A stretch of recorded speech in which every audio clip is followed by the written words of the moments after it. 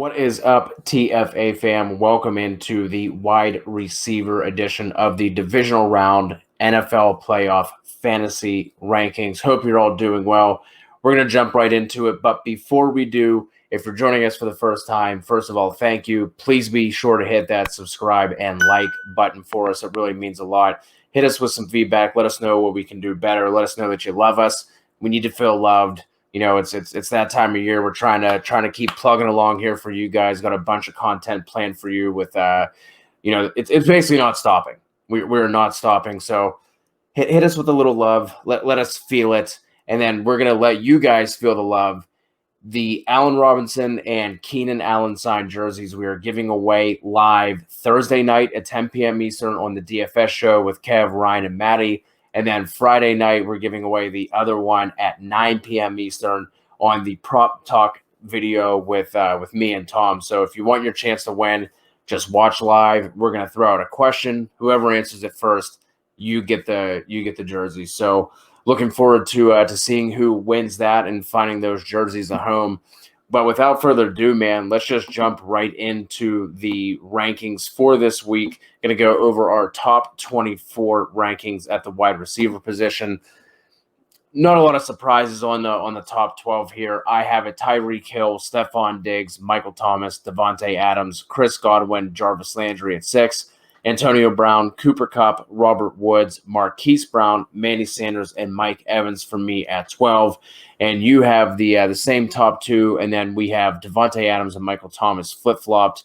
Godwin at 5 as well for you. Then you have Cooper Kupp at 6, Mike Evans at 7, Jarvis Landry, Marquise Brown, Antonio Brown, Bobby Trees, and Manny Sanders. So, Kev, why don't you go ahead and kick us off here? Who do you like out of this wide receiver group for the top 12 that you would like to speak about?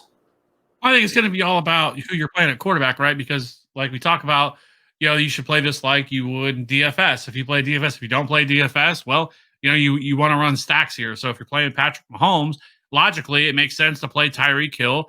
Or you could get a little bit different if you're running, let's say, Travis Kelce, because you don't want to play. I would not want to play Tyreek and Travis Kelce together.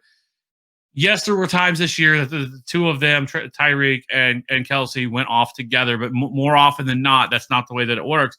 So I would take a stand on one of these guys, which, to be honest with you, I guess you can flip a coin this week because the Browns have been atrocious in their secondary. They've been terrible also at stopping opposing tight ends as well. So it's a great matchup for Kelce. It's a great matchup for Tyreek. Tyreek should see a lot of MJ Stewart, who has been atrocious this year. 76% catch rating, which is one of the highest on this entire slate. But so I do not mind Tyreek Hill whatsoever. Obviously, I have him at number 1. And, he could go nuclear in this game against the Browns. So, again, if you're going to get different at wide receiver and you want action on this game, if you're playing Patrick Mahomes and you want to play Kelce, I think you could also play Sammy Watkins, which we'll get to here in a minute. Because playoff Sammy is definitely a thing here in terms of the playoffs and, trying to get a little bit different. But, the other guys, Stephon Diggs, obviously, there's not really a corner. It will be interesting to see what the Ravens decide to do here. Do they try to put Marlon Humphrey, and shadow him a little bit, which is not something that they've really done. Marlon Humphrey's always has kind of played in the slot this year when you've gotten to 3 wide receiver sets.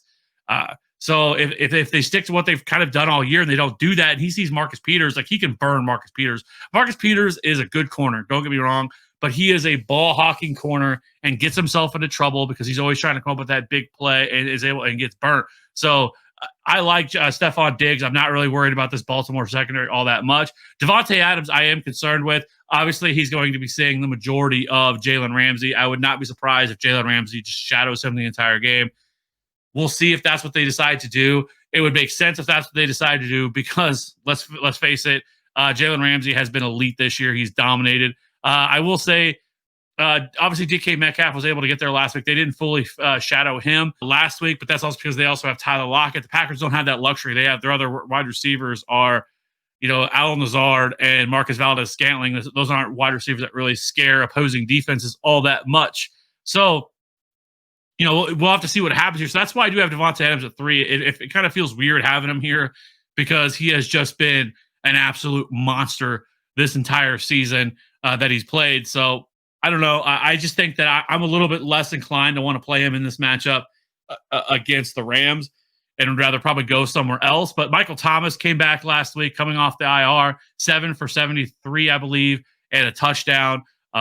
He is obviously the favorite target of Drew Brees, and I think this is a matchup. I don't really care what corner he sees. I think you'll probably see a lot of Carlton Davis, who Carlton Davis has been fucking terrible this year for the Bucks. So I like Michael Thomas quite a bit. I think Chris Godwin, Mike Evans, Antonio Brown, they're all in play. Last week I was kind of surprised. I was a little bit scared off of Mike Evans because of the injury, but he still saw 10 targets in that game against Washington. This game, Chris Godwin and Mike Evans are both limited. I think that's more of a maintenance type of thing. I'm not really concerned about that. Cooper Kupp has not practiced yet. We're gonna have to see on him, because this is a good matchup for him, because he's not going to see Jair Alexander in this matchup. You're not going to have to worry about that for him. That's probably what Robert Woods is going to be seeing a lot of.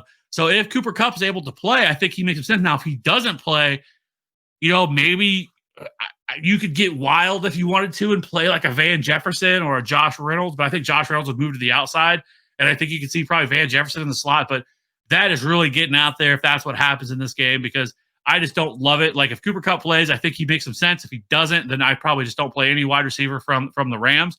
And then Jarvis Landry, I think, is interesting, because if you think this game is going to go off and they're going to have to throw the ball, then, if you want to go and do a full-on game stack, like, this is one of the games that probably you're definitely going to want to do it with Kansas City and the Browns. And again, you can do the same thing like you would DFS and just stack up this entire game and, Pat Mahomes, Tyreek, or Kelsey. And then if you want to run it back with somebody, I'm running it back with Jarvis Landry in this game. I don't mind his matchup. He's probably going to see a lot of L'Jarius Sneed, who's played in the slot 46% of the time this season. He's actually been surprising. Like, he's been decent this year. Clearly, Jarvis Landry can beat him.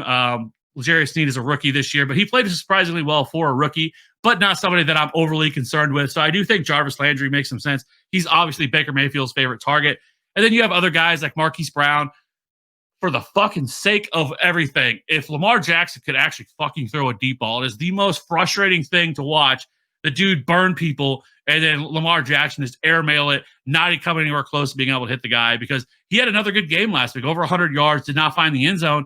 The guy has game-breaking upside. Like, he could break this entire slate, 150, 2 tutties, and it's certainly in the range of possibilities for him. He's been as consistent as they come, really, over the last month and a half, 2 months of the season. So I think Marquise Brown is another guy, if you want to get a little bit different, if you're playing Lamar and you want to stack him with somebody, I do think Marquise Brown makes. Yeah, I really don't have too much to add on these on the top 12. I will say that I was a little surprised. You were talking about Cooper Kupp and whether or not he's going to play. It seems like he should be able to go. Obviously, he didn't practice today, but again, the Wednesday reports we always have to take with a grain of salt. Robert Woods has actually played 38% of his snaps in the slot this year. So maybe do they just, put Jefferson and Josh Reynolds on the outside and kind of just feed them to the wolves and let Robert Woods, play that slot role?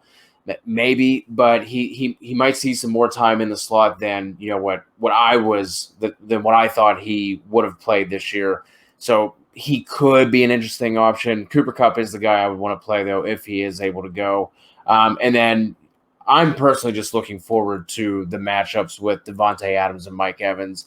Adams, you can't drop too far because he's just been absolutely balling this year. He's easily one of the top 2 receivers in the league, if not the top receiver right now, going up against Jalen Ramsey, who's just been he's been lights out on the other side. There have been 59 corners this year who have played at least 400 coverage snaps, and he's given up the fewest yards, only at 309, and that comes out to 0.53 yards per coverage snap, which is just fucking bonkers. Like, that is just wild to me. Only letting a 73 NFL passer rating as he's targeted. So I'm just looking forward to seeing that. And then Mike Evans and Marshawn Lattimore is always must-see TV. Emmanuel Sanders is somebody I'm also interested in. Obviously, when you're looking at I looked at the snaps from last week. Manny Sanders played 48% of his snaps from the slot. And then Michael Thomas, I think, was in like the low 30s. So if we could see Manny Sanders move into the slot here, going up against Sean Murphy Bunting, who's just, that Bucs secondary has not been good, and he has been the worst out of that secondary. He's been exploited week in, week out. Of the 14 cornerbacks who have given up 400 plus slot receiving yards, he leads the group in terms of NFL passer rating allowed at 126.9, and the next closest are both in the 119s. And he has also faced the fewest targets out of that group, but given up the 6th most yards. So looking forward if whoever is going to man the slot there for the majority of the game for the Saints, they could have themselves a day, obviously. And then we'll just go ahead and move things on to the wide receiver 2 group. Hey, you mentioned it. I'm here for it. Playoff Sammy. We both have him at 1 overall, or 13 overall, rather, number 1 for the wide receiver 2 rankings. Then you have a John Brown, Rashard Higgins, Cole Beasley, Allen Lazard, Gabe Davis, Mecole Hardman, MVS, Deontay Harris, Willie Snead, Josh Reynolds, Demarcus Robinson. And then I have it Sammy, Beasley, MVS, John Brown, Gabe Davis, Mecole Hardman, Rashard Higgins, Allen Lazard, Demarcus Robinson, Josh Reynolds, Van Jefferson, and then poop. Because hopefully you do not have to go down this far. There are plenty of good enough options that you shouldn't have to reach down this far into the wide receiver rankings. I realize I have MVS a little bit higher than you do. I just think if I'm going to be playing one of these guys, just give me absolute upside. There's no reason in playoff challenges for you to play it safe. Obviously, MVS has been the downfield threat. We're expecting Devontae Adams to be, locking horns with Jalen Ramsey all game. Should obviously help free up things for either MVS or Allen Lazard. Valdez-Scantling has just been the more, I don't want to say consistent because his hands have been inconsistent, but he's been used more consistently downfield than Allen Lazard has. Lazard's kind of been that mid-level target for Aaron Rodgers. Like I said, John Brown, he could break one off. Gabe Davis looked really good. Last week, I think he had 4 for 85, I believe is what he put up. So he's somebody who's interesting. And then you mentioned some of the other secondary options. If Cooper Kupp is not able to play, Josh Reynolds, Van Jefferson, I really don't see too much upside with either of those guys.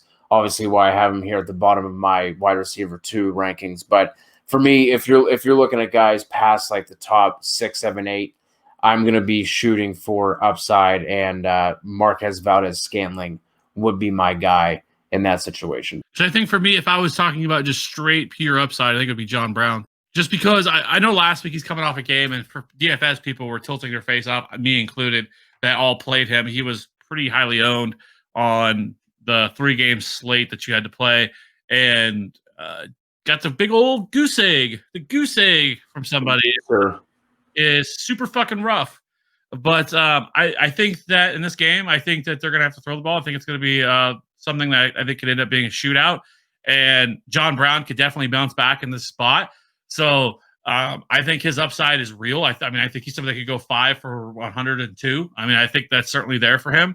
So I do like John Brown quite a bit. You already mentioned Sammy Watkins. Playoff Sammy is a thing. The last 2 years, go back and look in the playoffs. He has crushed in the playoffs. So, could this be 3 years in a row, sitting him out the door for him to spread his wings and go fly and play somewhere else? I definitely think it's in the range of possibilities. So, like I was saying earlier, if you're going to play Pat Mahomes and you're playing Travis Kelce and you want to get another option in this game, I think Sammy Watkins would be it. Like I said, I'm not playing Tyreek and Kelce together. I just think that is a low probability outcome to hit. And so for me, I think I would want to go Sammy. Other option would be Rashard Higgins. I do like him. He's somebody that has a good rapport with Baker Mayfield. And again, if they're going to have to throw the ball a ton, this is going to bring a lot of targets to guys like Rashard Higgins and Jarvis Landry. So I think Higgins makes a little bit of sense. Again, it really would depend on how deep your playoffs are to be able to get to some of these guys. Gabriel Davis, has been kind of that deep threat for them.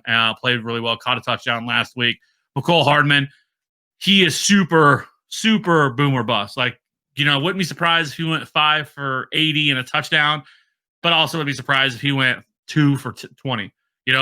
He's just kind of all over the place. They have so many weapons here. They get so different and creative with him. So to me, if McCole Hardman's going to go off, I would expect that's probably going to be in the face of Tyreek Hill, and that means if you even were thinking about playing McCole Hardman, it would have to be in a stack with Travis Kelce. And then these other guys, like you mentioned, you don't really have to go there. I was surprised that Deontay Harris saw 7 targets last week to Emmanuel Sanders 3. Like, that was a little bit surprising. I don't know if that was a more of a game plan type of thing that they wanted to do, but because they were getting Deontay Harris all over the field, like they were doing all different things with doing all different kinds of things with him. So that is something that's going to be interesting to monitor this week. But I do think that people, you could probably go back to Manny Sanders. I wouldn't expect that to be a thing because prior to that, he had at least 60 receiving yards or a touchdown in like 4 or 5 straight games for Manny Sanders. And then it was kind of surprising that he didn't really do a whole lot and wasn't really involved in that game plan last week for them. So I wouldn't expect that to be a thing. But, crazier things have happened. But like I said, the rest of these guys are just, you'd have to be like in a super deep league to even I would have to imagine that you're going to even be thinking about playing these guys. Yeah, for sure. If you have any questions on some of these deeper guys and you need us to help you pick a play, be sure to drop a comment on the video, hit us with a like, hit us with a subscribe if you're not yet subscribed. You can always head over to the community tab as well and just drop a question on one of our posts, and we'll make sure we answer it. So good luck to you guys this weekend. Again, Thursday night, 10 p.m. and Friday night at 9 p.m. If you want one of the autographed jerseys, join us live, answer a question, get a jersey. It's that simple. Couldn't make it easier for you guys. So thank you for watching these. Like I said, any questions, make sure you drop them, and we will talk to all of you guys soon.